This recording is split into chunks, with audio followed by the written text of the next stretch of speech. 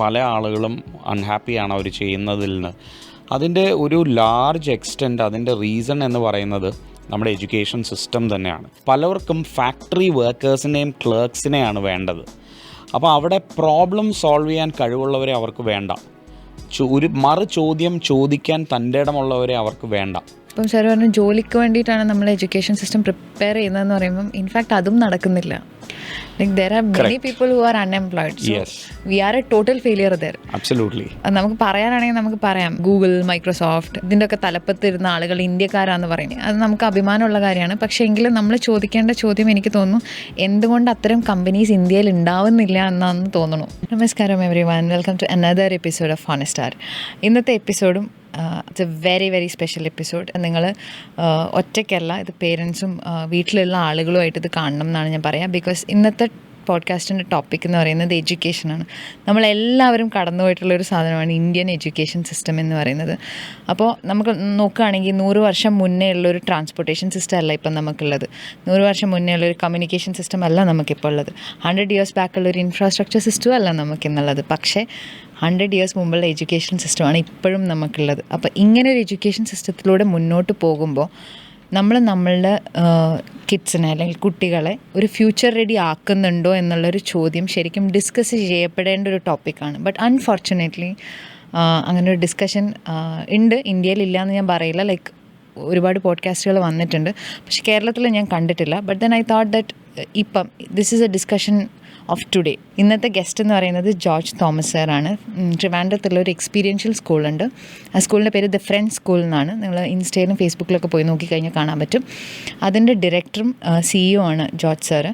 അപ്പോൾ ജോർജ് സാറുമായിട്ടൊരു meaningful deep conversation ചെയ്യാൻ പറ്റിയെന്നാണ് ഞാൻ വിശ്വസിക്കുന്നത്. We had a conversation for about 1 hour. ഇതിൽ നമ്മൾ കവർ ചെയ്തിട്ടുള്ള ടോപ്പിക് എന്ന് പറയുന്നത് കുട്ടികളുടെ സ്കിൽ സെറ്റ്സ് എങ്ങനെ ഇമ്പ്രൂവ് ചെയ്യാൻ പറ്റും, എന്തൊക്കെയാണ് കുട്ടികളെ പഠിപ്പിക്കേണ്ട കാര്യങ്ങൾ, എന്തൊക്കെ പഠിപ്പിക്കാൻ പാടില്ല, എന്താണ് ഇന്നത്തെ എഡ്യൂക്കേഷൻ സിസ്റ്റത്തിൻ്റെ ഡ്രോബാക്സ് എന്തൊക്കെയാണ്. സോ ആസ് പേരൻസ് നിങ്ങൾക്ക് എന്ത് ചെറിയ സ്റ്റെപ്പാണ് എടുക്കാൻ പറ്റുക to improve how the child is growing up, എങ്ങനെയാണ് അവരെ കുറച്ചുകൂടി ഫ്യൂച്ചർ റെഡി ആക്കാൻ പറ്റുക, സോ അവരെ പ്രാപ്തരാക്കാൻ പറ്റുന്ന എന്തെല്ലാം കാര്യങ്ങൾ സ്കൂളിന് ചെയ്യാൻ പറ്റും. ഇത്തരം വളരെ മീനിങ് ഫുൾ ആയിട്ടുള്ളൊരു കോൺവെർസേഷനാണ് നമ്മൾ നടത്തിയിട്ടുള്ളത്. I hope you will enjoy it. I urge that all of you see this, like, share and subscribe, and most importantly നിങ്ങളുടെ ഫീഡ്ബാക്ക് തരിക, കോമെൻറ്റ് ചെയ്യുക. Thank U.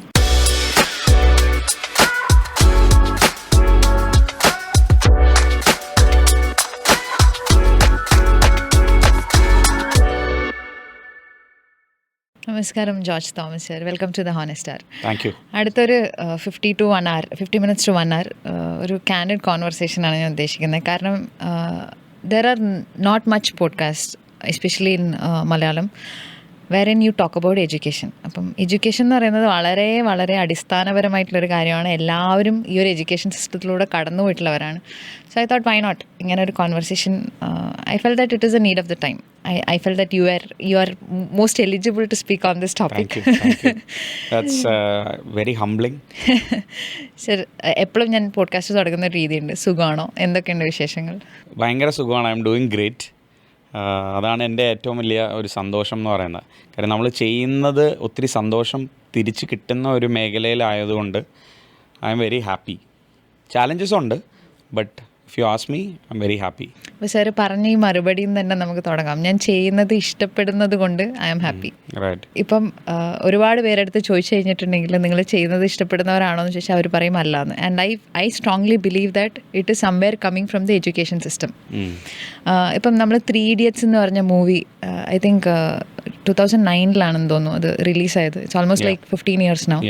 പക്ഷെ അന്ന് അത് ഭയങ്കര കമേഴ്ഷ്യലി ആയാലും it developed a sense of talk about going behind passion and not simply mug up ചെയ്ത് പഠിക്കാതിരിക്കുക, നമ്മുടെ പാഷനെ തേടി പോകാന്ന് പറയുന്ന ഒരു ടോപ്പിക്കിനെ കുറിച്ച് ഒരു ഡിസ്കഷൻ കൊണ്ടുവന്നൊരു മൂവിയാണ് അത്. പക്ഷെ 15 വർഷങ്ങൾക്ക് ഇപ്പുറം നമ്മൾ നോക്കിക്കഴിഞ്ഞാൽ it has not changed. Okay, അപ്പോൾ ഒരു എക്സ്പീരിയൻഷ്യൽ സ്കൂൾ നടത്തുന്ന ഒരാളെന്ന നിലയിൽ സാറിന് എന്താ ഇതിനെക്കുറിച്ച് പറയാനുണ്ട്? What should be education? അത് എന്നെ സംബന്ധിച്ചോളം എഡ്യൂക്കേഷൻ എന്നുകൊണ്ട് ഞാൻ ഉദ്ദേശിക്കുന്നത് നമ്മൾ ലോകത്തിനെക്കുറിച്ചും ഈ യൂണിവേഴ്സിനെ കുറിച്ചൊക്കെ നമ്മൾ പഠിക്കുന്നുണ്ട്. പക്ഷെ അതല്ല ആക്ച്വലി എഡ്യൂക്കേഷൻ എന്തായിരിക്കണം എന്നുള്ളത്. ഞാൻ വിശ്വസിക്കുന്നത് വിദ്യാഭ്യാസം എന്ന് പറഞ്ഞാൽ ഞാൻ എന്താണെന്നുള്ളതിനെക്കുറിച്ചുള്ള ഒരു തിരിച്ചറിവായിരിക്കണം വിദ്യാഭ്യാസം എന്നുള്ളതാണ് എൻ്റെ ഒരു കോൺസെപ്റ്റ്. അൺഫോർച്ചുനേറ്റ്ലി അർച്ചന നേരത്തെ പറഞ്ഞ കാര്യമില്ലേ, അതായത് പല ആളുകളും അൺഹാപ്പിയാണ് അവർ ചെയ്യുന്നതിൽ നിന്ന്. അതിൻ്റെ ഒരു ലാർജ് എക്സ്റ്റെൻറ്റ് അതിൻ്റെ റീസൺ എന്ന് പറയുന്നത് നമ്മുടെ എഡ്യൂക്കേഷൻ സിസ്റ്റം തന്നെയാണ്. കാര്യം നമ്മൾ സ്കൂളിലേക്ക് പോകുന്ന സമയം തൊട്ട് നമ്മളെ പഠിപ്പിക്കുന്നത് മുഴുവൻ അക്കാഡമിക് സൈഡിലുള്ള കാര്യങ്ങൾ മാത്രമാണ്, തിയററ്റിക്കൽ ആസ്പെക്റ്റ്. അതൊരു സെറ്റ് പാറ്റേൺ ആണ്. കഴിഞ്ഞ കുറേ സെഞ്ച്വറീസ് ആയിട്ട് ആരൊക്കെയോ ഡിസൈൻ ചെയ്ത കുറേ കാര്യങ്ങൾ വീണ്ടും വീണ്ടും പല സബ്ജക്ട്സിലായിട്ട് നമ്മളെ ഇംപ്ലിമെൻ്റ് ചെയ്ത് അതിങ്ങനെ പഠിപ്പിക്കുന്നു. ആ കരിക്കുലം ഇടയ്ക്കിടയ്ക്ക് ഇവോൾവ് ചെയ്യുന്നുണ്ട്, പക്ഷേ അത് 21st സെഞ്ച്വറി വേൾഡിലേക്ക് ഇവോൾവ് ചെയ്തിട്ടുണ്ടോ എന്ന് ചോദിച്ചാൽ നോട്ട് റിയലി. 21st സെഞ്ച്വറിയിലും നമ്മൾ 25 വർഷം പിന്നിട്ട് കഴിഞ്ഞിരിക്കുന്നു.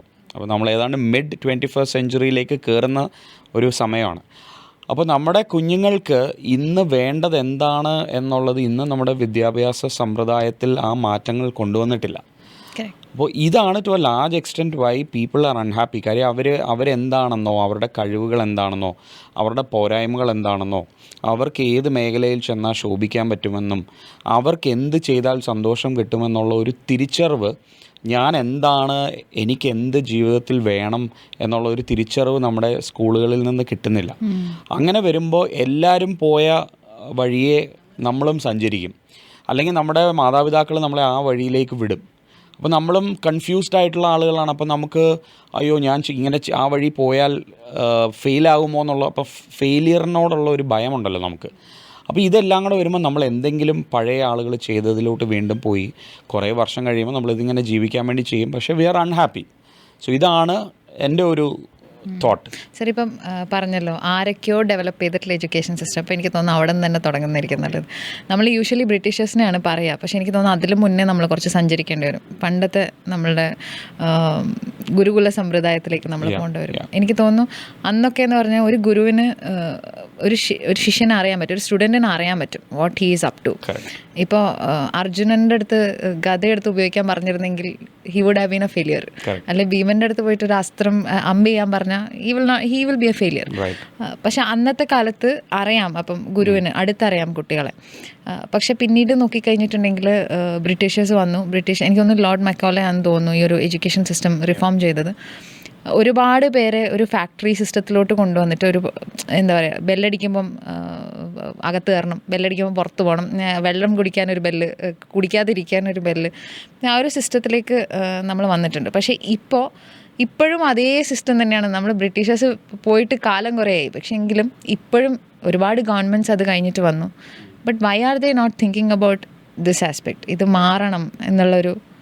ഞാനും പുറകിലോട്ട് പോകാം, വേ യു സെഡ് സ്റ്റാർട്ടഡ്. അപ്പോൾ എന്നെ സംബന്ധിച്ചോളം ലോകത്തിലെ ഏറ്റവും മനോഹരമായിട്ടുള്ള ഒരു വിദ്യാഭ്യാസ സമ്പ്രദായം എന്ന് പറയുന്നത് നമ്മുടെ പഴയ ഗുരുകുലം സമ്പ്രദായം തന്നെയാണ്. What you said is absolutely right. അതായത് ഒരു ഗുരുവും ശിഷ്യനും തമ്മിലുള്ള വളരെ അടുത്ത ആത്മബന്ധം. ഗുരുവിന് ശിഷ്യനെ വളരെ ഡെപ്തിൽ അറിയാം. ആ ശിഷ്യൻ എന്തൊക്കെ വേണം, എന്തൊക്കെ കാര്യങ്ങൾ പഠിപ്പിക്കണം, എങ്ങനെ പഠിപ്പിക്കണം, അതിന് വേണ്ട കംപ്ലീറ്റ് ഒരു ട്രെയിനിങ്, നമ്മളിപ്പോൾ പറയുന്ന പെഡഗോജിയൊക്കെ അന്ന് വളരെ ബ്യൂട്ടിഫുള്ളി ക്രാഫ്റ്റഡ് ആണ്. പക്ഷേ അൺഫോർച്ചുനേറ്റ്ലി നമ്മുടെ ആ ഒരു കൾച്ചറിൽ നിന്നൊക്കെ മാറി നമ്മുടെ ബ്രിട്ടീഷ് ഇൻഫ്ലുവൻസിൻ്റെ പുറത്ത് ഒരു ഫാക്ടറി സിസ്റ്റം ഓഫ് എഡ്യൂക്കേഷനിലേക്ക് നമ്മൾ പിന്നീട് വന്നു കഴിഞ്ഞപ്പോൾ എന്ത് പറ്റിയെന്ന് പറഞ്ഞാൽ ഈ പലർക്കും ഫാക്ടറി വർക്കേഴ്സിനെയും ക്ലർക്സിനെയാണ് വേണ്ടത്. അപ്പോൾ അവിടെ പ്രോബ്ലം സോൾവ് ചെയ്യാൻ കഴിവുള്ളവരെ അവർക്ക് വേണ്ട, ഒരു മറു ചോദ്യം ചോദിക്കാൻ തൻ്റെ ഇടമുള്ളവരെ അവർക്ക് വേണ്ട. അപ്പോൾ ബേസിക്കലി അവർക്ക് എന്താണ് വേണ്ടത്? ഒരു ഇൻസ്ട്രക്ഷൻ നീ ഇത് ചെയ്യുക എന്ന് പറഞ്ഞാൽ അത് അതേപോലെ ചെയ്ത് കൊടുക്കണം. അതിനപ്പുറത്തോട്ടോ ഇപ്പുറത്തോട്ടോ പോകാൻ പാടില്ല, അതിനെക്കുറിച്ച് ചിന്തിക്കാൻ കഴിവുണ്ടാകാൻ പാടില്ല. അപ്പോൾ അങ്ങനെ ഒരു തലമുറയെ വാർത്തെടുത്ത് വൻകിട വ്യവസായികൾക്കും വേണ്ടി ഒരു ക്ലറിക്കൽ ജോബ് ചെയ്യാൻ വേണ്ട ഒരു സിസ്റ്റം ഓഫ് എഡ്യൂക്കേഷൻ ബിൽഡ് ചെയ്തു. ഈ കഴിഞ്ഞ കുറേ സെഞ്ച്വറീസായിട്ട് നമ്മൾ ഈ ഒരു സിസ്റ്റമാണ് ഫോളോ ചെയ്തുകൊണ്ടിരിക്കുന്നത്. അപ്പോൾ എന്ത് പറ്റിയെന്ന് പറഞ്ഞാൽ നമ്മുടെ ഇന്ത്യൻ സിസ്റ്റം എടുത്ത് നോക്കിക്കഴിഞ്ഞാൽ ഇപ്പോൾ ഒരു 90s 2000 ഏർലി 2000s എടുത്തു കഴിഞ്ഞാൽ ഈ ഒരു സിസ്റ്റത്തിൽ പഠിച്ചവർക്കെല്ലാം അത്യാവശ്യം വലിയ കുഴപ്പമില്ലാത്ത ജോലി കിട്ടി. കാര്യം അന്ന് നമ്മുടെ ഇന്ത്യൻ എക്കോണമി ഓപ്പൺ ആയപ്പോഴത്തേക്ക് കുറേ ജോബ്സ് വന്നു. അപ്പോൾ ആ ജോബ്സ് എല്ലാം ഇൻസ്ട്രക്ഷൻ ഓറിയൻറ്റഡ് ആയിട്ടുള്ള ജോബ്സ് ആയിരുന്നു.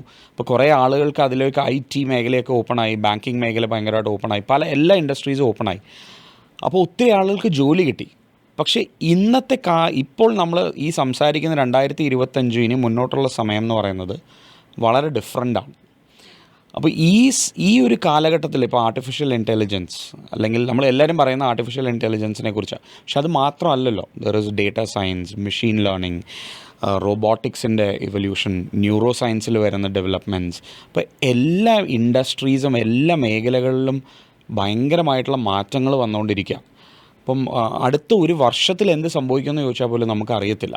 പക്ഷേ ഈ ഒരു മാറ്റം മുൻകൂട്ടി കണ്ട് നമ്മുടെ വിദ്യാഭ്യാസത്തെ നമ്മൾ റെവല്യൂഷനൈസ് ചെയ്തിട്ടില്ല ഇന്നും. അപ്പോൾ ഇത് ഞാൻ എപ്പോഴും വിശ്വസിക്കുന്നത് ഇതിൻ്റെ ഒരു കോർ പ്രോബ്ലം ലൈ ചെയ്യുന്നത് ഈ ഒരു ജോലിക്ക് വേണ്ടി കുട്ടികളെ പ്രിപ്പയർ ചെയ്യുക എന്നുള്ളിടത്താണ് നമ്മുടെ thought. Education is equal to preparing someone to get a job. But that is not what education should be. അത് പണ്ട് ഗുരുകുലം സമ്പ്രദായത്തിൽ അതല്ലായിരുന്നു, അല്ലേ? ഒരു ജോലി നേടാൻ വേണ്ടിയല്ല, അല്ലേ? അപ്പോൾ ദാറ്റ് ഈസ് ദ ഡിഫറൻസ്. അപ്പോൾ ഞാൻ ഇപ്പോഴും വിശ്വസിക്കുന്ന ഒരു കാര്യമെന്ന് പറയുന്നത് we should actually travel back, go back, understand what education should truly mean and what is the essence, true essence of education. അതിനെ നമ്മൾ ഇന്നത്തെ കാലഘട്ടവുമായിട്ട് ഫ്യൂസ് ചെയ്തിട്ടുള്ള ഒരു സിസ്റ്റം ബിൽഡ് ചെയ്യണം. അതാണ് നേരത്തെ അർച്ചന തുടക്കത്തിൽ പറഞ്ഞ പോലെ ഒരു എക്സ്പീരിയൻഷ്യൽ ലേണിംഗ് കോൺസെപ്റ്റിലേക്ക് എന്നെപ്പോലെയുള്ള ഇന്ത്യയിൽ ഒത്തിരി എക്സ്പീരിയൻഷ്യൽ ലേണിംഗ് സ്കൂൾസ് ഉണ്ട്.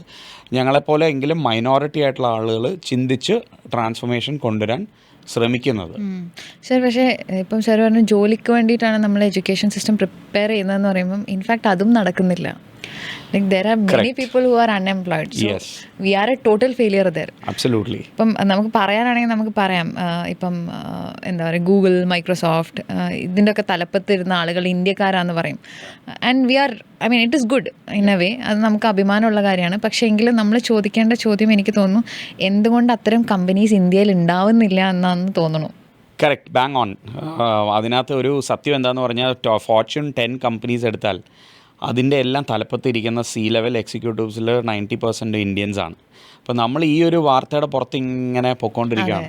പക്ഷേ വളരെ ഡെപ്തിൽ ഇതിൻ്റെ സ്റ്റാറ്റിസ്റ്റിക്സ് പഠിച്ചു കഴിഞ്ഞാൽ ഈ കഴിഞ്ഞ വർഷം നമ്മുടെ കേരളത്തിലെ യൂണിവേഴ്സിറ്റീസ് മാത്രം എടുത്താൽ ഏതാണ്ട് 50% സീറ്റ്സ് ഈ കഴിഞ്ഞ ഈ 2024-25 ഇൻടേക്ക്, അക്കാഡമിക് ഇയറിലെ ഇൻടേക്ക് ഫസ്റ്റ് ഇയറിലോട്ട് close to 50% seats aggregate across കേരളത്തിലെ യൂണിവേഴ്സിറ്റികളിൽ വേക്കൻ്റ് ആയിട്ട് കിടക്കുകയാണ്. ഓക്കെ, നോ ഇത് അപ്പം കുട്ടികൾ കോളേജുകളിലേക്ക് പോകാൻ മടിക്കുന്നു. കേരളത്തിലെ കോളേജുകളിലല്ല, ഇന്ത്യയിലെ കോളേജുകളിൽ അവർ മൈഗ്രേറ്റ് ചെയ്യുന്നു. അപ്പോൾ എന്തുകൊണ്ട്, അപ്പോൾ ഇവിടെ എന്തോ ഒരു പ്രശ്നമുണ്ട്, അല്ലെങ്കിൽ വേറെ എന്തോ ഒരു സ്വപ്നം കണ്ടിട്ടാണ് അവർ പോകുന്നത്. അതിനെക്കുറിച്ച് ഞാനിപ്പോൾ പോകുന്നില്ല, കാര്യം അതിൻ്റെ പ്രോസും കോൺസും ഉണ്ട്. But sticking to your question, ഇപ്പോൾ ഈ പഠിച്ചിറങ്ങുന്ന ആളുകളുടെ സ്റ്റാറ്റിസ്റ്റിക്സ് എടുത്താൽ പോലും ഏതാണ്ട് 54% പഠിച്ചിറങ്ങുന്ന ഗ്രാജുവേറ്റ്സ് ആർ അൺഎംപ്ലോയബിൾ. അതായത് അവർക്ക് ഒരു ജോലി ചെയ്യാൻ വേണ്ട യാതൊരു സ്കില്ലും ഇല്ല. അപ്പോൾ ഈ ഗ്യാപ്പ് ഒന്ന് ആലോചിച്ച് നോക്കും. നമ്മൾ സ്കൂൾ മുതൽ കോളേജ് വരെ ഇന്ത്യയിലെ ഒരു ആവറേജ് കുട്ടി ഫോർമൽ എഡ്യൂക്കേഷൻ സിസ്റ്റത്തിൽ ഒരു 23, 22, 24 വർഷമൊക്കെ സ്പെൻഡ് ചെയ്യുന്നവരുണ്ട്.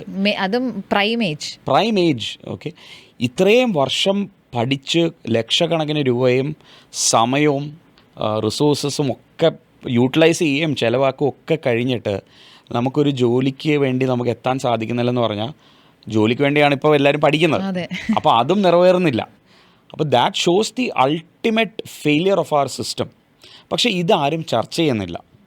ഓക്കെ, ഇത് ചർച്ച ചെയ്യാത്തതിന് പല പ്രശ്നങ്ങളുണ്ട്. കാര്യം ഇന്ത്യ പോലൊരു പോപ്പുലേറ്റഡ് ആയിട്ടുള്ള ഒരു കൺട്രിയിൽ ഇത്രയും ജനസംഖ്യ, ഇത്രയും മനുഷ്യർക്ക് ജോലി കൊടുക്കണം. അതിനുള്ള എംപ്ലോയബിലിറ്റി ഓപ്പർച്യൂണിറ്റീസ് നമ്മുടെ രാജ്യത്തില്ല. അപ്പോൾ അങ്ങനെ വരുമ്പോഴത്തേക്ക് ഇതിനൊരു ബ്ലാക്ക് ആൻഡ് വൈറ്റ് എന്ന് പറഞ്ഞ ഒരു സൊല്യൂഷൻ ഇല്ല. പക്ഷേ സാർ, ഇപ്പം അത് ഡിസ്കസ് ചെയ്തില്ലെങ്കിൽ may be in another 8 years time statistics ചെയ്താൽ നമ്മളായിരിക്കും ലോകത്തിലെ ഏറ്റവും പോപ്പുലേറ്റഡ് ആയിട്ടുള്ള കൺട്രി. അങ്ങനെ വരുമ്പോൾ ഇത് ഡിസ്കസ് ചെയ്തില്ലെങ്കിൽ we are again going into trouble. Absolutely, we are already in deep trouble, to be very honest. And I feel, ഇപ്പം അർച്ചന പറഞ്ഞല്ലേ, നമ്മൾ we are already overtaking China being the world's largest populated country. This also means that we are flooded with the most youngest population in the world. Yes. And the danger is we are also having the most unemployed young population in the world. ഈ young എന്ന് പറയുമ്പം ഇതിന് പോസിറ്റീവും പ്രോസും കോൺസും ഉണ്ട്. ഒരു വളരെ എനർജറ്റിക്കും ഡൈനമിക്കും ഒക്കെയാണ്. പക്ഷേ അതേപോലെ ജോലിയില്ലാത്ത ഒരു യൂത്ത് എന്ന് പറഞ്ഞു കഴിഞ്ഞാൽ അവർ നേരെ ഒരു നെഗറ്റീവ് ടാൻജനിലോട്ട് പോയി കഴിഞ്ഞാൽ അവർ വളരെ അക്രമകാരികളാകാം. അവർ വളരെ സൊസൈറ്റിക്ക് തന്നെ ഡേഞ്ചറസ് ആയിട്ട് മാറുന്ന ഒരു സിറ്റുവേഷനിലേക്ക് പോകാം. അപ്പോൾ അവിടെ നമ്മൾ ഇത് ഡെഫിനറ്റ്ലി ചർച്ച ചെയ്യണം. ആ ചർച്ചയുടെ ഭാഗമായിട്ട് മാറ്റങ്ങൾ വരുന്നില്ല എന്ന് പറയാൻ പറ്റില്ല. മാറ്റങ്ങൾ വരുന്നുണ്ട്. ഇപ്പം നമ്മുടെ ഇപ്പോഴത്തെ ഗവൺമെൻറ്റിൻ്റെ new education policy, national education policy NEP 2020 ഇതിലേക്കുള്ള ഒരു ചുവടുവെപ്പാണ്. പക്ഷേ അൺഫോർച്ചുനേറ്റ്ലി ഇതിനിടയ്ക്ക് കോവിഡ് വന്നപ്പോൾ ഇതിൻ്റെ ഇംപ്ലിമെൻറ്റേഷനിൽ ഒത്തിരി ഡിലേ ആയി. ഇതിൻ്റെ ട്രെയിനിങ്, അതായത് പോളിസി ഈസ് ബ്രില്യൻറ്റ്, അതിനും കുറച്ച് ഡിസഗ്രിമെൻറ്റ്സ് ഉണ്ട് എനിക്ക് പേഴ്സണലി ചില കാര്യങ്ങളിൽ. പക്ഷേ ഇൻ ലാർജർ സെൻസ് അതൊരു മാറ്റത്തിൻ്റെ തുടക്കമാണ്. പക്ഷേ അതിൻ്റെ ഇംപ്ലിമെൻറ്റേഷനിൽ ഇത്രയും വലിയൊരു രാജ്യത്ത് അത് ഇംപ്ലിമെൻറ്റ് ചെയ്യുന്നതിൽ നമ്മളിപ്പോൾ ഫെയിൽ ആയിക്കൊണ്ടിരിക്കുക. അപ്പോൾ നമ്മൾ 2025 കുറേ കാര്യങ്ങൾ അച്ചീവ് എത്തും എന്ന് പറഞ്ഞിടത്ത് നമ്മൾ ഇന്നും എത്തിയിട്ടില്ല. അതിനെ നമ്മൾ 2030 പുഷ് ചെയ്തിരിക്കുകയാണ് ഇപ്പോൾ. അപ്പോൾ ഇത് കേരളം എന്ന് പറയുന്നത് വളരെ അഡ്വാൻസ്ഡ് ആണ് ബാക്കിയുള്ള സ്റ്റേറ്റ്സുമായിട്ട് നോക്കുമ്പോൾ എഡ്യൂക്കേഷൻ്റെ കാര്യങ്ങളിൽ. അപ്പോൾ നമ്മൾ വേറെ പല സ്റ്റേറ്റ്സിലോട്ട് പോയി കഴിഞ്ഞാൽ നമ്മൾ വിചാരിക്കും കേരളത്തിലെ എഡ്യൂക്കേഷൻ സിസ്റ്റം എത്ര അമേസിംഗ്ലി ബിൽറ്റ് ആൻഡ് വളരെ ജോബ് ഓറിയൻറ്റഡ് ആണ്, അല്ലെങ്കിൽ ഞാൻ നേരത്തെ പറഞ്ഞ കുറച്ചെങ്കിലും എസെൻസ് ഓഫ് റിയൽ എഡ്യൂക്കേഷൻ അതിലുണ്ട്. പക്ഷേ ഇതൊന്നും വേറെ ചില സ്റ്റേറ്റ്സിലോട്ട് പോയാൽ എനിക്ക് നെയിം ചെയ്യാൻ ബുദ്ധിമുട്ടാണ്, പക്ഷേ വളരെ മോശമാണ്. അപ്പം മാറ്റങ്ങൾ വരണം, ചർച്ചകൾ നടക്കുന്നുണ്ട്, പക്ഷേ ചർച്ചകൾ നടക്കേണ്ടത് അത്രയും നടക്കുന്നില്ല. ആൻഡ് മാറ്റങ്ങൾ കൊണ്ടുവരുമ്പോഴും ഉള്ള ഒരു ബുദ്ധിമുട്ട് എന്താണെന്ന് പറഞ്ഞാൽ, ഇപ്പം ഞാൻ എൻ്റെ സ്കൂളിലെ കാര്യം എടുത്താൽ, എനിക്ക് എൻ്റെ സ്കൂളിൽ ഞാനൊരു എക്സ്പീരിയൻഷ്യൽ ലേണിംഗ് ഫോളോ ചെയ്യുന്ന ഒരു സിസ്റ്റമാണ്. ഞാൻ ഒരു ക്ലാസ്സിൽ 15 കുട്ടികളെ എടുക്കത്തുള്ളൂ. അതെനിക്ക് നാളെ മാക്സിമം പോയാൽ 18 വരെ പോവാം. എനിക്ക് അതിൻ്റെ മുകളിലോട്ട് പോകുന്നതിന് താല്പര്യമില്ല. അപ്പോൾ അങ്ങനെ വരുമ്പം നമ്മുടെ ട്രഡീഷണൽ സ്കൂളുകളിൽ ഇന്ന് പഠിക്കുന്ന ഒരു ക്ലാസ്സിൽ 40, 45, 50 കുട്ടികളാണ്. ഒരു ഗ്രേഡിൽ 8, 10 ഡിവിഷൻസാണ്. അപ്പോൾ ഒരു സ്കൂളിൽ 5000, 6000 പിള്ളേർ പഠിക്കുന്നുണ്ട്. കമേഴ്ഷ്യലൈസ്ഡ് ആണ് എഡ്യൂക്കേഷൻ. അപ്പോൾ ഇവരെ എങ്ങനെ എഡ്യൂക്കേഷൻ പേഴ്സണലൈസ്ഡ് ആക്കാം, ഇൻഡിവിജ്വൽ ഫോക്കസ് കൊടുക്കാം എന്നൊക്കെ പറഞ്ഞു കഴിഞ്ഞാൽ ഒരു ടീച്ചറിന് പ്രാക്ടിക്കലി 40 കുട്ടികൾക്ക് ഇത് കൊടുക്കാൻ പറ്റത്തില്ല. അപ്പോൾ ഇതൊരു ചാലഞ്ചാണ്. പക്ഷേ എവിടേക്കോ ചെറിയ ചെറിയ മാറ്റങ്ങൾ വന്നു തുടങ്ങുന്നു. പക്ഷേ ഞാൻ എപ്പോഴും വിശ്വസിക്കുന്നത് നമ്മുടെ ഗ്രാസ് റൂട്ട് ലെവലിലെ ടീച്ചേഴ്സിനെ, B.Ed കോളേജസിൽ നിന്ന് പഠിച്ചിറങ്ങുന്ന ടീച്ചേഴ്സിനെ ഏറ്റവും എഫക്റ്റീവ്ലി ട്രെയിൻ ചെയ്യാതെ അവർ ചെന്ന് ജോയിൻ ചെയ്യുന്ന സ്കൂളുകളിലെ സീനിയർ ആയിട്ടുള്ള ടീച്ചേഴ്സ്, അതായത് ഇവരുടെ മെൻറ്റേഴ്സ് ആകാൻ പോകുന്ന ടീച്ചേഴ്സിൻ്റെ ആറ്റിറ്റ്യൂഡിലും മൈൻഡ് സെറ്റിലും അവരുടെ എക്സ്പെർട്ടീസിലും ഒരു ചേഞ്ച് കൊണ്ടുവരാനായിട്ട് പറ്റാത്തിടത്തോളം കാലം ഒരു നാഷണൽ ലെവലിൽ ഈ പോളിസി ഇംപ്ലിമെൻ്റ് ചെയ്യുന്നത് സ്കൂളിംഗ് സിസ്റ്റത്തിൽ ഒരു ഫെയിലിയർ ആവും. കോളേജ് ലെവൽ, ഹയർ എഡ്യൂക്കേഷൻ ലെവലിൽ വളരെയധികം മാറ്റങ്ങൾ വന്നുകൊണ്ടിരിക്കുന്നത്. I should be very proud to say that our higher education system is one of the most evolving education systems in the whole world. അപ്പോൾ കഴിഞ്ഞ ഒരു 4-5 വർഷത്തിനകത്ത് കുറേ മാറ്റങ്ങൾ വരുന്നു. അപ്പോൾ അതൊരു നല്ല സൂചനയാണ്. സർ, ഇപ്പം നമ്മൾ പറയുകയാണെങ്കിൽ മെമ്മറി ടെസ്റ്റ് ചെയ്യുക എന്ന് പറയുന്ന ഒരു ഫാക്ടർ ഉണ്ടല്ലോ. അപ്പം with the invent of AI and all these things like digital learning and everything, മെമ്മറിക്ക് പ്രത്യേകിച്ച് ആവശ്യമില്ല. ഇപ്പോൾ I want an information, I will get it is open out there. പക്ഷെ unfortunately we have been train to memorise things and that is how you are graded. അപ്പോൾ ഈ ഒരു change വരുമ്പോഴത്തേക്കും you become good for nothing when compared to international students. ഞാൻ എപ്പോഴും believe ചെയ്യുന്നത് വെച്ചാൽ education എന്ന് വെച്ചാൽ it is a combination of information and skills. We are more focused on information for a long period. ഒരുപാട് നാളെ നമ്മൾ ഇൻഫർമേഷൻ ഗ്യാതറിങ് മാത്രമാണ്. പക്ഷേ ഇപ്പോഴത്തെ അവസ്ഥ എന്താണെന്ന് പറഞ്ഞാൽ ഇൻഫർമേഷൻ സഫീഷ്യൻ്റ്ലി അവൈലബിൾ ആണ്, സ്കിൽസ് ഇല്ല. അപ്പോൾ ഇതിൻ്റെ ഒരു ഫസ്റ്റ് സ്റ്റെപ്പ് എന്നുള്ള രീതിയിൽ നമുക്ക് എങ്ങനെയാണ് സ്കൂളിൽ ഈ സ്കിൽസ് ഡെവലപ്പ് ചെയ്യുന്നത് എങ്ങനെയാണ് കൊണ്ടുവരാൻ പറ്റുക? എന്ത് കൈൻഡ് ഓഫ് സ്കിൽസ് ഡെവലപ്പ് ചെയ്യണം എന്നുള്ളതാണ് അവിടെ ഏറ്റവും ഇമ്പോർട്ടൻറ്റ്. അവിടെ ഞാൻ നേരത്തെ പറഞ്ഞത് മിഡ് 21st സെഞ്ച്വറി ലോകത്തിലേക്കാണ് ഇപ്പോൾ സ്കൂളുകളിൽ പഠിക്കുന്ന കുട്ടികൾ അവരുടെ ഒരു പ്രൊഫഷണൽ ജോലി ചെയ്യേണ്ട പ്രായമാകുമ്പോൾ, അല്ലെങ്കിൽ അവരൊരു കരിയർ ഓപ്ഷൻ സ്വന്തമായോ വേറൊരാൾക്ക് വേണ്ടിയോ ചെയ്യാൻ ആഗ്രഹിച്ചു ചെല്ലുമ്പോൾ അവർ ജീവിക്കാൻ പോകുന്ന ലോകം മിഡ് 21st സെഞ്ച്വറിയാണ്. അപ്പോൾ ആ ലോകത്തിലേക്ക് നമ്മൾ ഇപ്പോഴേ കാണണം. Okay, what are the skills required for that world? അപ്പോൾ ഇതിനെക്കുറിച്ച് ലോകത്തിലെ പല സംഘടനകളും വളരെയധികം ഡെപ്തിൽ സ്റ്റഡീസ് നടത്തുന്നുണ്ട്. അപ്പോൾ അതിൻ്റെ ഭാഗമായിട്ട് 10-15 സ്കിൽ സെറ്റ്സ് ലിസ്റ്റ് ഔട്ട് ചെയ്തിട്ടുണ്ട്. Things like critical thinking, problem solving, ചേഞ്ചിനെ അഡാപ്റ്റ് ചെയ്യുക, കണ്ടിന്യൂസ് ആയിട്ട് ലേൺ ചെയ്യുക, ബീങ് കോൺഫിഡൻറ്റ്, കമ്മ്യൂണിക്കേഷൻ സ്കിൽസ്, ഒരു ടീമിൽ വർക്ക് ചെയ്യാനായിട്ട് പഠിക്കുക. അപ്പോൾ ഇങ്ങനെയുള്ള കുറേ സ്കിൽസ് ഉണ്ട്. I can talk about it for a long time. But ഈ സ്കിൽസ് നമ്മൾ ഫോക്കസ് ചെയ്യുന്നില്ലെങ്കിൽ നമ്മൾ നേരത്തെ പറഞ്ഞ കാര്യത്തിലോട്ടാണ് പോകുന്നത്. ഇനിയും പഠിച്ചിറങ്ങുന്ന കുട്ടികൾക്ക് ഇപ്പം ഗ്രാജുവേറ്റ് ചെയ്ത കുട്ടികളെക്കാളും അൺഎംപ്ലോയബിലിറ്റി ത്രെറ്റ് ഹയറാണ്. കാര്യം നമുക്ക് നമ്മുടെ ചുറ്റിലുമുള്ള പല ജോലികളും ഇപ്പം ഒരു രാത്രി വെളുക്കുമ്പോൾ ജോലി റീപ്ലേസ് ചെയ്തുകൊണ്ടിരിക്കുകയാണ്. സിസ്റ്റംസ് എല്ലാം ഓട്ടോമേറ്റഡ് ആവുന്നു, റോബോട്ട്സ് വരുന്നു, ആർട്ടിഫിഷ്യൽ ഇൻ്റലിജൻസ് വരുന്നു, അല്ലേ? ഇപ്പം നമ്മൾ പണ്ട് പറയാമായിരുന്നു നമുക്കൊരു പോസ്റ്റർ ഡിസൈൻ ചെയ്യണമെങ്കിൽ നമ്മൾ ആലോചിച്ച് ചിന്തിച്ച്, ഇപ്പം ദർ ആർ ഇൻപുട്ട് മാത്രം കൊടുത്താൽ മതി. അപ്പോൾ ഇപ്പോഴത്തെ സ്കിൽ എന്താണ്? എങ്ങനെ എന്ത് ഇൻപുട്ട് കൊടുക്കണം എന്നറിയുന്നിടത്താണ് ഇപ്പോഴത്തെ സ്കില്ല്. പക്ഷേ അടുത്ത ഒരു 20 വർഷം കഴിയുമ്പോൾ എങ്ങനെ ഇൻപുട്ട് കൊടുക്കണം എന്ന് അറിഞ്ഞിട്ട് കാര്യമില്ല. അപ്പോൾ ആ സ്കില്ല് എന്താണെന്ന് മനസ്സിലാക്കി ആ സ്കില്ല് കുട്ടികളിൽ കുഞ്ഞിലേ തൊട്ടേ കൊണ്ടുവരാൻ, ഇൻകൾക്കേറ്റ് ചെയ്ത് ബിൽഡ് ചെയ്യാനായിട്ടുള്ള ഒരു സിസ്റ്റം നമ്മൾ കൊണ്ടുവരണം. സർ, അപ്പോഴും ഈ കമേഴ്ഷ്യലൈസേഷൻ സ്കെയിൽ ഡൗൺ ചെയ്യേണ്ടി വരും. ഡെഫിനറ്റ്ലി. പക്ഷേ അവിടെ ഇതൊരു ഡബിൾ എഡ്ജ് സ്വാഡാണ്. അതായത് ഈ കൊമേഴ്ഷ്യലൈസേഷൻ സ്കെയിൽ ഡൗൺ ചെയ്താൽ ഇന്ത്യ പോലൊരു പോപ്പുലേറ്റഡ് കൺട്രിയിൽ ഇത്രയും കുട്ടികളെ നമ്മൾ എങ്ങനെ പഠിപ്പിക്കും എന്നുള്ളൊരു പ്രോബ്ലം ഉണ്ട്. അപ്പോൾ ഒരു ക്ലാസ്സിൽ 40-45 കുട്ടികളെ ഇരുത്തിക്കൊണ്ട് തന്നെ എങ്ങനെ ഇതിനെ റീ എൻജിനീയർ ചെയ്യാം എന്നുള്ളതാണ് നമ്മൾ തിങ്ക് ചെയ്യേണ്ടത്. ഇപ്പോൾ നമ്മുടെ പ്രോബ്ലം എന്താണെന്ന് പറഞ്ഞാൽ, നമ്മൾ പണ്ട് തൊട്ടേ പഠിക്കുന്നത് എന്താണ്? Apples are red. നേരത്തെ പറഞ്ഞില്ലേ, മെമ്മറി നമ്മൾ ഇത് കാണാതെ പഠിക്കുകയാണ്. ഇപ്പോൾ നമ്മൾ വലുതായപ്പം, ഞാനൊക്കെ കുഞ്ഞായിരിക്കുമ്പോൾ ആപ്പിൾ റെഡ് മാത്രമേ ഞാൻ കണ്ടിട്ടുള്ളൂ. പക്ഷെ നമ്മളിപ്പം സൂപ്പർ മാർക്കറ്റ്സിൽ പോയാൽ നമുക്ക് പല നിറത്തിലുള്ള ആപ്പിൾസ് കാണാം. ഇനിയും ജനറ്റിക്കലി മോഡിഫൈഡ് ആയിട്ടുള്ള ബയോടെക്നോളജിയുടെ ഡെവലപ്മെൻറ്റ്സിൽ എനിക്ക് പേഴ്സണലി ഏത് കളർ വേണോ, ആപ്പിൾ വേണോ, ആ ആപ്പിൾ എനിക്ക് ഡെവലപ്പ് ചെയ്തെടുക്കാൻ അല്ലെങ്കിൽ അത് സാധിക്കുന്നുണ്ട്.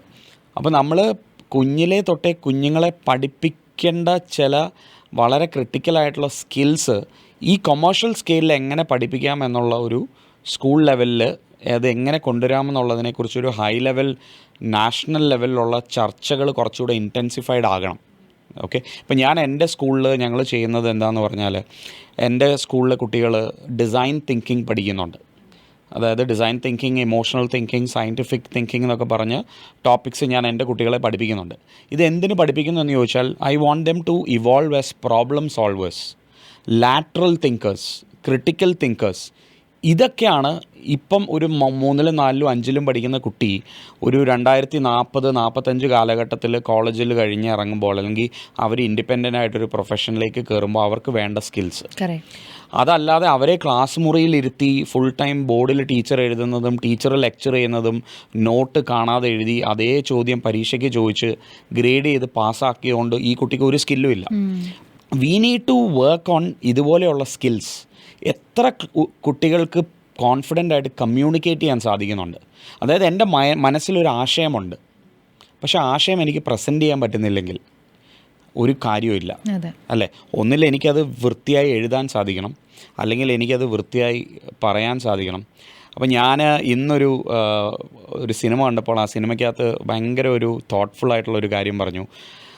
ആക്ടർ പറഞ്ഞത്, പണ്ടൊക്കെ എൻ്റെ പേന ചലിച്ചാൽ മതി എനിക്ക് മാറ്റങ്ങൾ കൊണ്ടുവരാൻ സാധിക്കും, പക്ഷേ ഇന്ന് പേന ചലിപ്പിച്ചിട്ട് കാര്യമില്ല, ഞാൻ നാക്കുകൊണ്ട് വർത്തമാനം പറഞ്ഞാലേ. കാര്യം ഇന്നത്തെ ജനറേഷൻ കാണുന്നത് മുഴുവൻ സോഷ്യൽ മീഡിയ കോണ്ടൻ്റാണ്. ഐ എം നോട്ട് സെയിങ് ബുക്സിൻ്റെയോ എഴുത്തുകാരുടെയോ റെലവൻസ് പോയെന്ന്, ഒരിക്കലുമല്ല. പക്ഷേ നമ്മുടെ ഇന്നത്തെ ജനറേഷൻ കൂടുതലും ഡിപ്പെൻഡ് ചെയ്യുന്നത് ഈസ് ദ വിഷ്വൽ കോണ്ടൻറ്റ്. അപ്പം പലപ്പോഴും സംസാരിക്കാനുള്ള കേപ്പബിലിറ്റി അവിടെ വളരെ ഇമ്പോർട്ടൻ്റ് ആണ്. അപ്പോൾ ഇത് നമ്മുടെ കുഞ്ഞുങ്ങൾക്കുണ്ടോ? ഇപ്പം 40 പേരിരിക്കുന്ന ഒരു ക്ലാസ് റൂമിൽ എത്ര കുട്ടികൾക്ക് സംസാരിക്കാൻ അവസരം കിട്ടുന്നുണ്ട്? ഗ്രൂപ്പായിട്ട് ഡിസ്കഷൻസ് നടത്താം. ഇപ്പോൾ ഒരു ടീച്ചർ പറയും, എനിക്ക് 40 കുട്ടികളെ സംസാരിക്കാൻ പറ്റത്തില്ല, പ്രാക്ടിക്കലി എനിക്ക് പോസിബിൾ അല്ല. പക്ഷേ നമ്മുടെ സ്കൂളുകളിൽ അവരെ 10 ഗ്രൂപ്പാക്കി, 5 പേരുടെ 10 ഗ്രൂപ്പാക്കി ഓരോ ടോപ്പിക്കുകളും കൊടുത്ത് എല്ലാ ദിവസവും ഒരു പീരീഡ് ഗ്രൂപ്പ് ഡിസ്കഷൻസിന് വേണ്ടി മാത്രം കൊടുക്കാം. കുട്ടികൾ പല ടോപ്പിക്കിനെക്കുറിച്ച് ചർച്ച ചെയ്ത് ആ ഗ്രൂപ്പ്സ് തമ്മിൽ അങ്ങോട്ടും ഇങ്ങോട്ടും പ്രസൻറ്റ് ചെയ്യാം. അതിൽ നിന്ന് ആർഗ്യുമെൻറ്റ്സ് ഉണ്ടാകാം, പല പെർസ്പെക്റ്റീവ്സ് ഉണ്ടാകാം. ഇപ്പോൾ ഞങ്ങളുടെ സ്കൂളിൽ ഫോളോ ചെയ്യുന്ന ഒരു സിസ്റ്റം ഉണ്ട്, ഇറ്റ്സ് കോൾഡ് ഫ്ലിപ്പ് ക്ലാസ്. ഇതൊന്നും ഞങ്ങൾ കണ്ടുപിടിച്ചതാണെന്നല്ല ഞാൻ പറയുന്നത്, ഇതൊക്കെ ലോകത്തിൽ പല നടക്കുന്ന കാര്യങ്ങൾ ഞങ്ങൾ അഡോപ്റ്റ് ചെയ്യുന്നതാണ്. ഇപ്പോൾ ഫ്ലിപ്പ് ക്ലാസ്സിൽ എന്താ നടക്കുന്നത്, ടീച്ചർ വന്ന് പഠിപ്പിക്കുന്നതിന് പകരം കുട്ടികൾ ഓരോ ടോപ്പിക് എടുത്തുകൊണ്ട് പോയി അവർ ഇൻഡിവിജ്വലായിട്ടോ അല്ലെങ്കിൽ ഗ്രൂപ്പായിട്ടോ അവർ റിസർച്ച് ചെയ്യും. ഇപ്പോൾ നമ്മൾ അവർക്കൊരു ലാപ്ടോപ്പോ മൊബൈലോ കൊടുത്തിട്ട് അവർ റിസർച്ച് ചെയ്ത് അവരൊരു ടോപ്പിക്കിനെക്കുറിച്ച് ഡെപ്തിൽ പഠിച്ച് അവരത് വന്ന് ഗ്രൂപ്പിൽ ഡിസ്കസ് ചെയ്ത് അങ്ങോട്ടും ഇങ്ങോട്ടും ഡിഫറൻസസ് ഓഫ് ഒപ്പീനിയൻ ഉണ്ടാവും, അതിനെക്കുറിച്ച് അവർ ഡിസ്കസ് ചെയ്ത് ഹെൽത്തി ഡിസ്കഷനിലൂടെ അപ്പോൾ ദേ ആർ റിസർച്ചിങ്. അപ്പോൾ ആ സ്കില്ല് ഡെവലപ്പ് ചെയ്യുക. അവർക്കൊരു ബൗണ്ടറി സെറ്റ് ചെയ്തിട്ടില്ല, നിങ്ങൾ ഈ ടെക്സ്റ്റ് ബുക്കിലുള്ള ഒരു പേജ് വായിച്ച് പഠിച്ചിട്ട് ഈ ടോപ്പിക്കിനെക്കുറിച്ച് മനസ്സിലാക്കി പരീക്ഷ എഴുതുക എന്നല്ല. നിങ്ങൾക്ക് 100,000 ഇൻഫർമേഷൻ സോഴ്സസ് അവൈലബിൾ ആണ്. നിങ്ങൾ അതിൽ നിന്ന് ഫിൽട്ടർ ചെയ്ത് നിങ്ങൾക്ക് പഠിക്കേണ്ട കാര്യങ്ങൾ മനസ്സിലാക്കി പഠിച്ച് ഒരു ടൈം ബൗണ്ടായിട്ടൊരു പ്രസൻറ്റേഷൻ ഉണ്ടാക്കി, അപ്പം എന്തൊക്കെ സ്കിൽസാണ് അവിടെ ഒരു കുട്ടി ഡെവലപ്പ് ചെയ്യുന്നതെന്നുള്ളത്. അപ്പോൾ this is what is going to help them in the real world. So this is what should ideally happen in our schooling system. So ഇതൊരു മാക്രോ ലെവലിൽ വരേണ്ട ഒരു കാര്യമാണ് സത്യം പറഞ്ഞാൽ. And if we succeed maybe അതൊരു വേൾഡിൽ തന്നെ ഒരു റെവല്യൂഷനായി മാറിയേക്കാം. വേൾഡിൽ ഈ റെവല്യൂഷൻസ് പലപ്പോഴും നടക്കുന്നുണ്ട്. പക്ഷേ ഈ റെവല്യൂഷൻസ് നടന്ന രാജ്യങ്ങളൊക്കെ വളരെ ലെസ് പോപ്പുലേറ്റഡ് രാജ്യങ്ങളാണ്. അല്ല, അതാ ഞാൻ പറഞ്ഞത്, ഇത്രയും പോപ്പുലേറ്റഡ് ആയിട്ടുള്ള ഒരു കൺട്രി ഒരു അപ്പോൾ ആ മാക്രോ ലെവലിൽ വരണം എന്നാണ് എൻ്റെ ആഗ്രഹം. അപ്പം ഞങ്ങൾ എന്താ ചെയ്യാൻ നോക്കുന്നതെന്ന് ചോദിച്ചാൽ, ഞാനതൊരു മൈക്രോ ലെവലിൽ ആ ചേഞ്ചിനെ കൊണ്ടുവരുന്നു എൻ്റെ സ്കൂളിലൂടെ. നമ്മൾ ഇതുപോലെയുള്ള ചർച്ചാവേദികളിലൂടെ പലപ്പോഴും ഇതിനെക്കുറിച്ച് ആളുകളെ ചിന്തിപ്പിക്കാൻ ശ്രമിക്കുന്നു. പേരൻസ് ആകാം, ഇത് കേട്ടുകൊണ്ടിരിക്കുന്ന അധ്യാപകരാകാം, പ്രിൻസിപ്പൽസ് ആകാം, അല്ലെങ്കിൽ കൗൺസിൽസിലൊക്കെ ഇരിക്കുന്ന നാഷണൽ സ്റ്റേറ്റ് ലെവൽ കൗൺസിൽസിൽ ഇരിക്കുന്ന അക്കാഡമിഷ്യൻസ് ആകാം. ഇവരിലേക്കും ഈ ചിന്ത എത്തിച്ച് അവരിലൂടെ ഒരു മാക്രോ ലെവലിൽ ഒരു മാറ്റം കൊണ്ടുവരാൻ സാധിക്കുമോ എന്നുള്ള ഒരു കുഞ്ഞ് പോയിന്റിലാണ് ഞാനിപ്പോൾ വർക്ക് ചെയ്യുന്നത്. പക്ഷേ എനിക്ക് തോന്നുന്നു എൻ്റെ ലെവലിൽ വർക്ക് ചെയ്യുന്ന കുറേ സ്കൂൾസ് ഉണ്ട്, അവിടെയൊക്കെ ഒത്തിരി നല്ല മാറ്റങ്ങൾ വരുന്നു, കണ്ടു തുടങ്ങി. കേരളത്തിൽ ആണ് പൊതുവേ നമ്മൾ ഈ മാറ്റം അംഗീകരിക്കാൻ ഇച്ചിരി പാട്. നമ്മൾ നേരെ മറിച്ച് തമിഴ്നാട്ടിലോട്ട് പോയി കഴിഞ്ഞാൽ ഈ എക്സ്പീരിയൻഷ്യൽ ലേണിംഗ് പോലെയുള്ള കോൺസെപ്റ്റ്സ്, അല്ലെങ്കിൽ വാൾഡോഫ് എന്ന് പറഞ്ഞ ഫിലോസഫി ഓഫ് ലേണിംഗ് ഉണ്ട്, അല്ലെങ്കിൽ മോണ്ടിസോറി ഫിലോസഫി ഫോളോ ചെയ്യുന്ന സ്കൂൾസ് ഉണ്ട്. ഇതൊക്കെ വൈഡ്ലി അക്സെപ്റ്റഡ് ആണ് അവിടെ. Parents are more keen.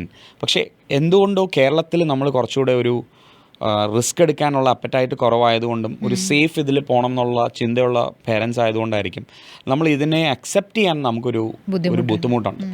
പക്ഷേ എനിക്ക് തോന്നുന്നു അടുത്ത ഒരു 10 വർഷം ഒരു മാറ്റത്തിൻ്റെ കാലഘട്ടമായിരിക്കും. ആ മാറ്റത്തിൻ്റെ തുടക്കമാകാൻ സാധിച്ചതിൽ ഒത്തിരി സന്തോഷമുണ്ട്, അതിൻ്റെ കുറേ ചാലഞ്ചസും ഉണ്ട്. But it will happen. I am very optimistic. Definitely sir. ഇതിപ്പോൾ ഞാൻ പറഞ്ഞപ്പോൾ ഈ മാറ്റം ക്യാപ്ചർ ചെയ്യുന്നത് ആരാണോ, എനിക്ക് തോന്നുന്നു it will be better for them. എത്ര ഏർലി ക്യാപ്ചർ ചെയ്യുന്നോ അത്രയും നല്ല. ഇപ്പം ഇൻഫർമേഷൻ്റെ കാര്യം പറഞ്ഞപ്പോഴും നമ്മൾ പറയും ഓക്കെ അറ്റ്ലീസ്റ്റ് ഇൻഫർമേഷനിൽ നമ്മൾ ഓക്കെ ആയിരുന്നെങ്കിലും കുഴപ്പമില്ലായിരുന്നു. But the sad aspect is A+B² എന്ന് പറഞ്ഞാൽ നമ്മൾ പഠിക്കുന്ന കാര്യം നമ്മൾ ലൈഫിൽ എവിടെയെങ്കിലും ഉപയോഗിക്കുന്നുണ്ടോ എന്ന് വെച്ചാൽ ഞാൻ ഉപയോഗിച്ചിട്ടില്ല എവിടെയും. ഇപ്പം നമ്മൾ ട്രിഗ്നോമെട്രിയിൽ കുറേ കാര്യം പഠിക്കുന്നു, പക്ഷെ ഇതിനൊക്കെ റിയൽ ലൈഫ് ആപ്ലിക്കേഷൻസ് ഉണ്ട് സത്യം പറഞ്ഞാൽ. പക്ഷെ നമുക്ക് അറിഞ്ഞൂടാ എന്നുള്ളതാണ് ഞാൻ മനസ്സിലാക്കുന്നത്. പക്ഷെ പണ്ടത്തെ കാലത്ത് ഇത് പല ടീച്ചേഴ്സിനും റിയൽ ലൈഫ് ആപ്ലിക്കേഷൻ ഏതാണെന്ന് അറിഞ്ഞൂടാ. ഒരു ടീച്ചർ ആദ്യമേ വന്നിട്ട് ഒരു ടോപ്പിക് എടുക്കാൻ പോകുന്നതിന് മുമ്പേ ഓക്കെ, ഇപ്പം ഞാൻ അർച്ചന അടുത്ത് വന്നിട്ട് ഒരു സാധനം കാണാതെ പഠിപ്പിക്കും. ആദ്യം അർച്ചന ഇത് എന്താ പഠിക്കുന്നത്, എന്തിനാ പഠിപ്പിക്കുന്നതെന്ന് അറിയാതെ കാണാതെ പഠിക്കുന്നതും, അർച്ചന ലൈഫിൽ ഇന്ന സിറ്റുവേഷൻസിൽ ഇത് ഉപയോഗിക്കാം, ഇത് ഉപയോഗിച്ചാൽ പെട്ടെന്നൊരു കാര്യം സോൾവ് ചെയ്യാം, അല്ലെങ്കിൽ ഈ ചലഞ്ചിനെ ഓവർകം ചെയ്യാൻ ഇതാണ് നല്ലത് എന്ന് പറയുമ്പം അർച്ചന പെട്ടെന്ന് ഇൻട്രസ്റ്റഡ് ആവും. അപ്പോൾ എനിക്ക് ഒരു എൻഗേജ്ഡ് ആയിട്ടുള്ള ലേണറിനെ കിട്ടുക. എൻ്റെ ജോലിയും ഭയങ്കര എളുപ്പം. പക്ഷേ നമ്മുടെ ടീച്ചേഴ്സിന് പലർക്കും അറിയാവുന്ന വളരെ നോളജബിൾ ആയിട്ട് ആപ്ലിക്കേഷൻ ഓറിയൻറ്റഡ് ആയിട്ട് പഠിപ്പിക്കുന്ന ഒത്തിരി അധ്യാപകരുണ്ട്, ഒത്തിരി ടീച്ചേഴ്സുണ്ട്. അവർക്ക് ഹാറ്റ്സ് ഓഫ്. ബട്ട് മെജോറിറ്റിയും അൺഫോർച്ചുനേറ്റ്ലി ഇതറിയാത്തവരാണ്. So I'm sorry I interrupted you, but that's a reality. ഇല്ല, കറക്റ്റാണ് സർ. അത് ഞാൻ പറഞ്ഞതെന്ന് വെച്ചാൽ ഇപ്പം ഒരുപാട് ഇപ്പം ഇൻഫർമേഷനിൽ തന്നെ നമുക്ക് വേണ്ടുന്ന ദൈനംദിന ജീവിതത്തിൽ ജീവിക്കാൻ വേണ്ടുന്ന കുറേ ഇൻഫർമേഷൻ ഉണ്ട്. ലൈക്ക് ഫിനാൻസ്, അല്ലെങ്കിൽ ഫിലോസഫിക്കൽ ആയിട്ടുള്ള കാര്യങ്ങൾ, അല്ലെങ്കിൽ ക്രിയേറ്റിവിറ്റി എങ്ങനെ ഡെവലപ്പ് ചെയ്യാന്നുള്ള കാര്യം, അറ്റ്ലീസ്റ്റ് തിയോറിറ്റിക്കലി. ഇനി sex education very very important. പക്ഷേ ഇതൊന്നും നമുക്ക് ഇൻഫർമേഷനിലില്ല. ആൻഡ് വി ആർ ലൈക്ക് നമ്മളിപ്പോൾ ഒരു ജോലി കിട്ടിയാൽ പോലും എവിടെ ഇൻവെസ്റ്റ് ചെയ്യണമെന്ന് പോലും നമുക്ക് അറിയാത്തൊരു സിറ്റുവേഷനാണ്. അപ്പോൾ ഇപ്പോൾ ഇൻഫർമേഷനിൽ യൂട്യൂബിലൊക്കെ ഉള്ളതുകൊണ്ട് പിന്നെയും കുറേ ആളുകൾക്ക് അറിയാമെന്നുള്ളതേ ഉള്ളൂ. ഈ ഇൻഫർമേഷൻ്റെ കാര്യത്തിൽ എന്തൊക്കെ ചേഞ്ചസ് സർ ശരിക്കും കൊണ്ടുവരേണ്ടത് തിയറിറ്റിക്കലി? സോ എനിക്ക് സ്കിൽസ് നമ്മൾ പറഞ്ഞു ഓൾറെഡി, തിയറിറ്റിക്കലി ഇത് പ്രാക്ടിക്കൽ ആക്കുക എന്നുള്ളതാണ്. ഇപ്പം you said about couple of topics. ഇപ്പം നമ്മുടെ ലൈഫിൽ ഒരു മനുഷ്യന് ജീവിക്കാൻ വേണ്ട എന്തൊക്കെ ഇൻഫർമേഷൻ അല്ലെങ്കിൽ സ്കിൽസ് നമുക്ക് ഏറ്റവും അത്യാവശ്യമായിട്ടുള്ള ഒരു 10 എണ്ണം നമ്മൾ എഴുതിയിട്ട് ഇതിൽ എത്ര എണ്ണം നമ്മൾ സ്കൂളിൽ നിന്ന് കിട്ടിയെന്ന് ചോദിച്ചു കഴിഞ്ഞാൽ മേ ബി 20% പോലും കിട്ടിയിട്ടുണ്ടാവില്ല. പക്ഷേ നമുക്ക് വേണ്ടാത്ത സാധനങ്ങളെല്ലാം സ്കൂളിൽ നിന്ന് നമ്മൾ തല്ലി പഴിപ്പിച്ച് പഠിച്ചിട്ടുണ്ട്. ഓക്കെ, ഇപ്പോൾ നമ്മുടെ ലൈഫിൽ ഏറ്റവും കൂടുതൽ വേണ്ട ഒരു കാര്യമാണ് ഒരു നമ്മുടെ മെൻ്റൽ ഹെൽത്തിനെ കുറിച്ചുള്ള അവയർനെസ്. നമുക്ക് പ്രശ്നങ്ങളുണ്ടാകുമ്പോൾ എനിക്ക് തോന്നുന്ന ഇമോഷൻ എന്താണെന്ന് മനസ്സിലാക്കാനുള്ള ഒരു കഴിവ്, അത് നമുക്ക് അറിഞ്ഞുകൂടാ. ഇപ്പോൾ ഓണസ്റ്റ്ലി ഞാൻ പോലും പലപ്പോഴും പലരിൽ നിന്നും പഠിക്കാൻ ശ്രമിക്കുകയാണ്. ഞാൻ എൻ്റെ ജീവിതത്തിൽ കടന്നു പോകുന്ന പ്രശ്നങ്ങൾ എന്താണ്, ഞാനിതിനെ എങ്ങനെ ഹാൻഡിൽ ചെയ്യണം. ചിലപ്പോൾ നമ്മൾ അതിൽ നിന്ന് ഒളിച്ചോടാൻ ശ്രമിക്കും. അപ്പം ഞാൻ അതിന് എക്യുപ്ഡ് ആണെന്ന് ചോദിച്ചാൽ ഞാനും എക്യുപ്ഡ് അല്ല. നമ്മൾ അതിന് ഇപ്പോഴും പഠിക്കാൻ ശ്രമിക്കുക. പക്ഷെ നേരെ മറിച്ച് ഇതെന്നെ സ്കൂളിൽ പഠിപ്പിച്ചിരുന്നെങ്കിൽ എൻ്റെ ലൈഫ് കുറച്ചുകൂടെ ഭയങ്കര ഡിഫറെൻ്റ് ആയിരുന്നേനെ. ഞാൻ കുറച്ചുകൂടെ വളരെ കൺട്രോൾഡ് ആയിട്ടുള്ള, പീസ്ഫുൾ ആയിട്ടുള്ള, സെൽഫ് അവെയർ ആയിട്ടുള്ള, എൻ്റെ ഇമോഷൻസിനെ അവെയറായിട്ടും മാനേജ് ചെയ്യാനും കേപ്പബിൾ ആയിട്ടുള്ളൊരു ഇൻഡിവിജ്വലായാണ്. ആ ഇൻഫർമേഷനും സ്കില്ലും എന്നെ ഒരു പേഴ്സണലി നല്ലൊരു വ്യക്തിയാക്കിയതിന്, നല്ലൊരു ഹസ്ബൻഡ്, കുറച്ചുകൂടി ബെറ്റർ ഹസ്ബൻഡായതിന്, കുറച്ചുകൂടി ബെറ്റർ ഒരു ഫ്രണ്ടാകാം, ഓർ എല്ലാ ലൈഫ് മേഖലകളിലും എനിക്ക് നല്ലൊരാളായാണ്. സിമിലർ പ്രോബ്ലമാണ് ഫിനാൻഷ്യൽ മാനേജ്മെൻറ്റ് വരുമ്പം. നമ്മുടെ സ്കൂളിൽ ഫിനാൻഷ്യൽ മാനേജ്മെൻറ്റ് എന്ന് പറയുന്ന ഒരു സബ്ജക്റ്റ് ഇല്ല. ഓക്കെ, ഞാൻ എൻ്റെ ഒരു പേഴ്സണൽ എക്സാമ്പിൾ പറഞ്ഞാൽ ഞാൻ ഡിഗ്രി പഠിക്കുന്ന സമയത്ത് ഞാൻ കുറേ ബെസ്റ്റ് മാനേജർ കോമ്പറ്റീഷൻസിനൊക്കെ പോകുന്ന സമയമാണ്. അപ്പോൾ ഒത്തിരി സമ്മാനങ്ങൾ കിട്ടിയിട്ടുണ്ട്. അന്നത്തെ കാലത്ത് അതെല്ലാം പ്രൈസ് മണിയാണ്. അപ്പോൾ ഞാൻ BCom പഠിച്ച ഒരു വിദ്യാർത്ഥിയാണ്, കൊമേഴ്സ് പഠിക്കുന്ന സ്റ്റുഡൻ്റാണ്. എൻ്റെ ഒരു സാറ് പോലും എന്നോട് പറഞ്ഞിട്ടില്ല ബിറ്റ്കോയിൻ എന്ന് പറഞ്ഞ ഒരു ഇൻവെസ്റ്റ്മെൻറ്റ് ഓപ്പർച്യൂണിറ്റി 2006-08 കാലഘട്ടത്തിൽ ഉണ്ടായിരുന്നുവെന്ന്. എനിക്ക് ഓൾമോസ്റ്റ് ഒരു 2.53 lakh rupees 3 വർഷത്തെ ഡിഗ്രി സമയത്ത് പ്രൈസ് മണി കിട്ടിയിട്ടുണ്ട്.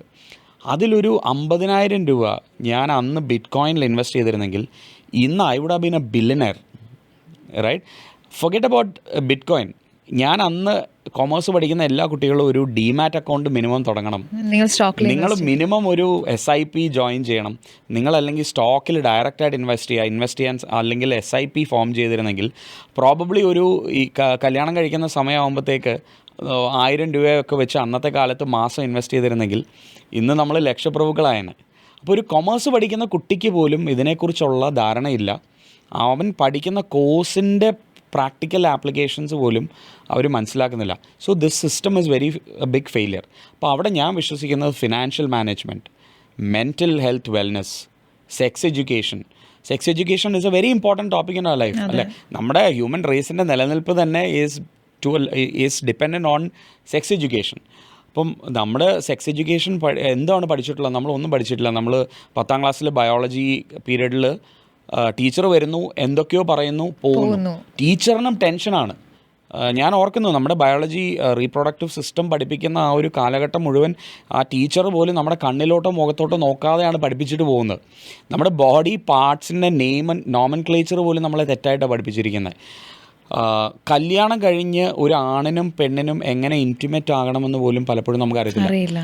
ഇവിടെയൊക്കെയാണ് നമ്മുടെ ഗുരുകുലം സമ്പ്രദായത്തിന് നമ്മൾ അക്സെപ്റ്റ് ചെയ്യേണ്ടതും അംഗീകരിക്കേണ്ടതും അവിടുത്തെ എസൻസ് നമ്മൾ തിരിച്ചു കൊണ്ടുവരണം. കാര്യം അന്ന് ജീവിതത്തിൽ എന്തൊക്കെ ജീവിക്കാൻ വേണ്ട സ്കിൽസും ഇൻഫർമേഷനും എന്തൊക്കെയാണെന്ന് അന്നത്തെ കാലഘട്ടത്തിന് സ്യൂട്ടബിളായിട്ട് അവർ കൊടുക്കുന്നുണ്ടായിരുന്നു. അവിടെ നമ്മൾ ഫെയിലായി. അപ്പം ഞാൻ അർച്ചന നേരത്തെ ചോദിച്ച പല ചോദ്യങ്ങൾക്കും ഒരു ഉത്തരമെന്ന് പറഞ്ഞാൽ education to a large extent ഇതെല്ലാം അടങ്ങുന്ന ഒരു സിസ്റ്റമായി മാറണം.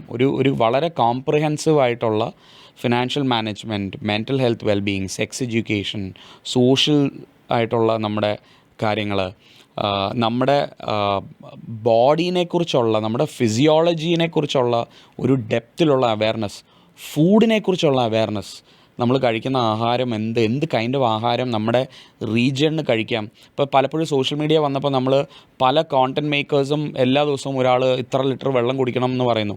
അപ്പോൾ നമ്മളത് ബ്ലൈൻഡ്ലി ഫോളോ ചെയ്യും. പക്ഷേ എൻ്റെ ശരീരത്തിന് എത്ര ലിറ്റർ വേണം, അല്ലെങ്കിൽ ഞാൻ ജീവിക്കുന്ന ട്രോപ്പിക്കൽ ക്ലൈമറ്റിൽ ഇതെല്ലാം വേരിയേഷൻസ് ഉണ്ട്. അപ്പം ഇതൊരു ഇമ്പോർട്ടൻറ്റ് സ്കില്ലാണ്. വേറെ ഇനിയും ഇപ്പോഴത്തെ കുട്ടികൾക്ക് വേണ്ട ഏറ്റവും ഇമ്പോർട്ടൻറ്റ് സ്കിൽ എന്താണെന്നറിയോ? to be able to differentiate between the real fact and wrong information. Because എൻ്റെ വൈഫിൻ്റെ സിസ്റ്റർ ഓസ്ട്രേലിയയിൽ പഠിക്കുന്ന സമയത്ത് she did A research in her university.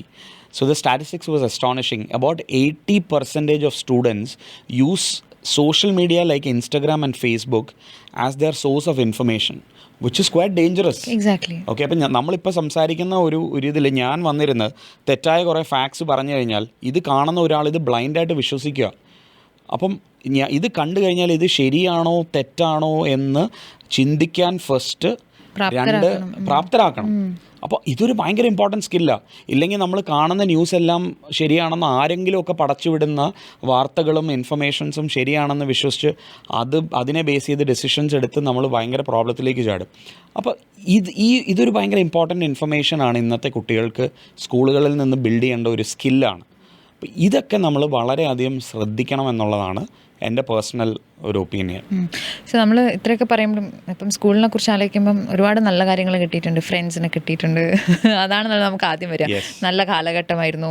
Okay, കുറച്ച് നല്ല ടീച്ചേഴ്സിനെ പരിചയപ്പെടാൻ പറ്റിയിട്ടുണ്ട്, കുറച്ച് നല്ല കാര്യങ്ങൾ പഠിക്കാനൊക്കെ പറ്റിയിട്ടുണ്ട്. പക്ഷേ എനിക്ക് ഒരു 3 പോയിൻറ്റ്സ് ടച്ചപ്പ് ചെയ്യാൻ ആഗ്രഹമുണ്ട്.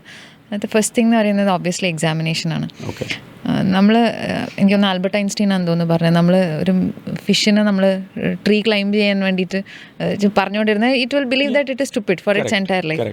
നമ്മളിപ്പോൾ ചെയ്യുന്നത് എന്താണെന്ന് പറഞ്ഞു കഴിഞ്ഞാൽ, ഞാനൊക്കെ പഠിച്ചുകൊണ്ടിരിക്കുന്ന സമയത്ത് ഒരു ക്ലാസ്സിൽ ഇപ്പോൾ ഇത്ര സബ്ജക്ട്സ് ഉണ്ടെങ്കിൽ അത് പഠിച്ചു, അത് എക്സാം എഴുതി കഴിഞ്ഞു, തീർന്നു കിട്ടി, ഇനി ആ സാധനം എൻ്റെ മനസ്സിൽ പോലും വേണ്ട. നമ്മൾ അടുത്ത ക്ലാസ്സിൽ പോകുന്നു, കുറച്ച് സെറ്റ് ഓഫ് സബ്ജക്ട്സ് പഠിക്കുന്നു, അത് കഴിഞ്ഞു. പക്ഷെ ലൈഫ് ശരിക്കും ഇങ്ങനെ അല്ലല്ലോ.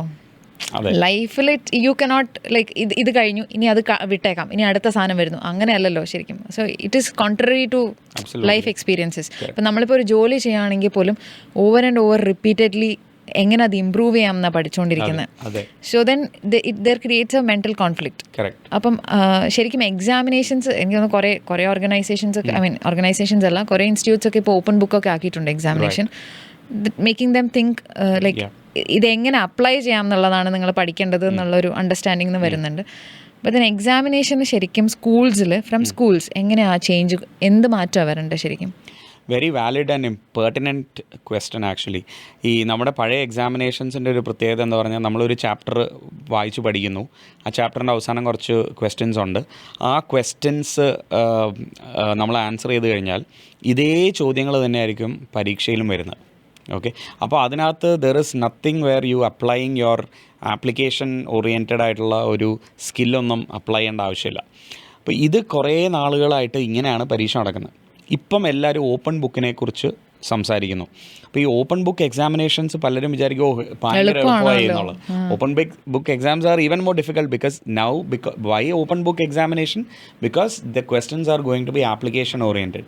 അപ്പോൾ നമ്മൾ ഇത് എവിടെ ഉപയോഗിക്കണം, എങ്ങനെ ഉപയോഗിക്കണം, എന്തിനു ഉപയോഗിക്കണം എന്നുള്ള ഇത് conceptual understanding at an application level മനസ്സിലാക്കിയില്ലെങ്കിൽ ഓപ്പൺ ബുക്ക് എക്സാമിനേഷൻസിൽ കുറേ കുട്ടികൾ തോൽക്കാൻ തുടങ്ങും.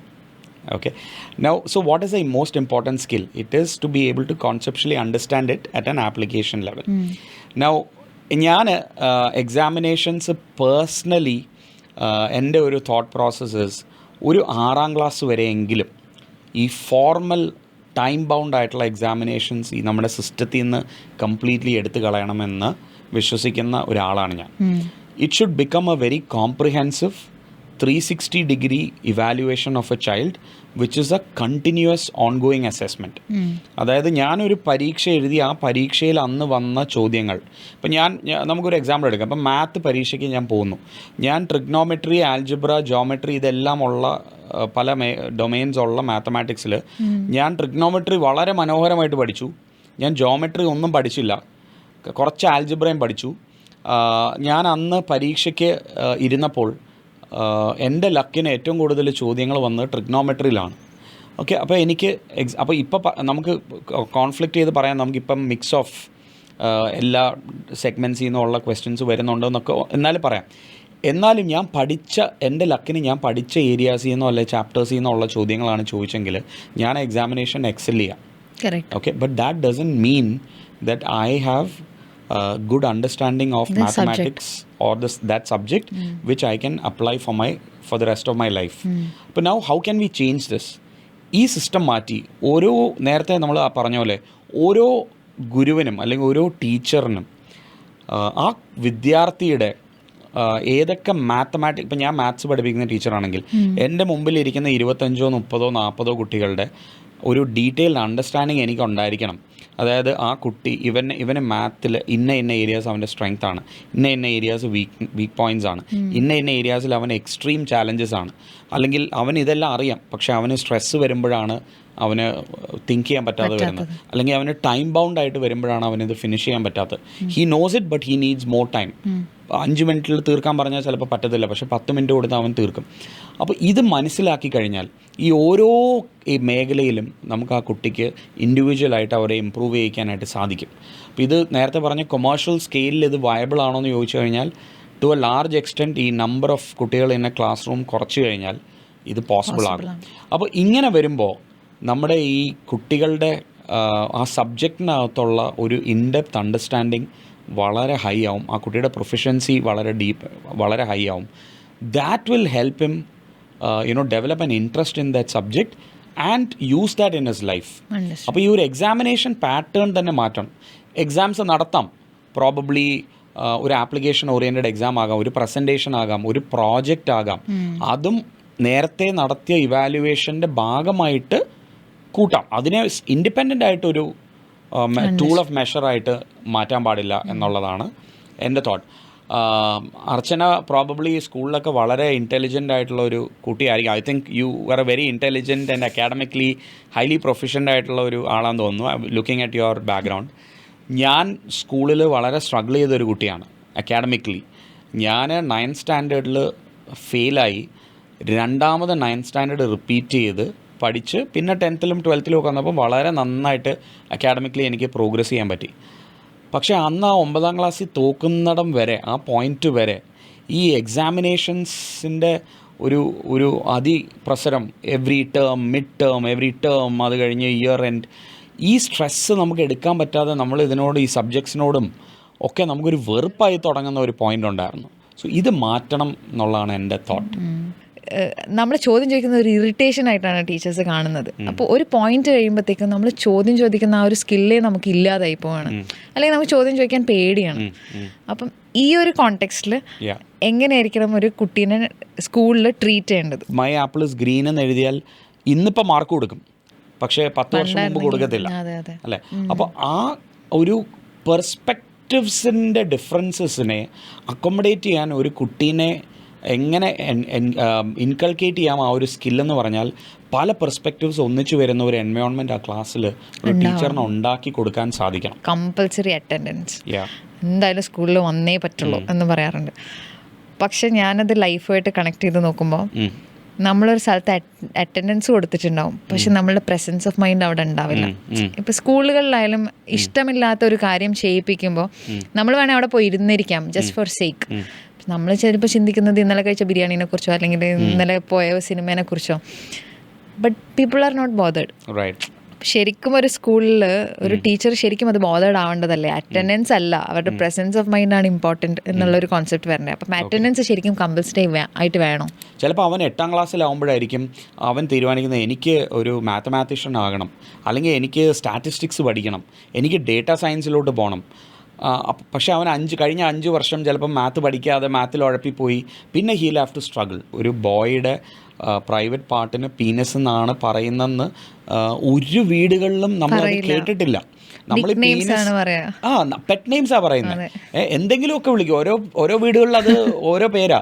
ചില കുടുംബങ്ങളിൽ എല്ലായിടത്തും ഒരേ പേരാ, അത് വേറൊരു നാട്ടിൽ പോകുമ്പോൾ വേറൊരു പേരാവും ഇല്ലേ. My uncle wants me to share my cookie with him എന്ന് പറയുമ്പോൾ ഒരു teacher probably why don't you share, it's okay, it's just a cookie, no, if you have why can't you share എന്ന് പറഞ്ഞാൽ കുട്ടിയുടെ തോട്ട് കംപ്ലീറ്റ് മാറി.